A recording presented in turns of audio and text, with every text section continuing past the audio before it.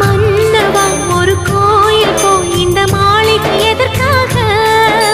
தேவியே என் ஜீவனே இந்த ஆலயம் உனக்காக. வானில் ஒரு புயல் மழை வந்தால் அழகே என்னை எங்கனம் காப்பாய். கண்ணே உன்னை என் கண்ணில் வைத்து இமைகள் எனும் கதவுகள் அடைப்பேன். சத்தியமாகுமா? நான் சத்தியம் செய்யவா? தொடு தொடுவெனவே வானவில் என்னை தூரத்தில் அழைக்கின்ற நேரம்.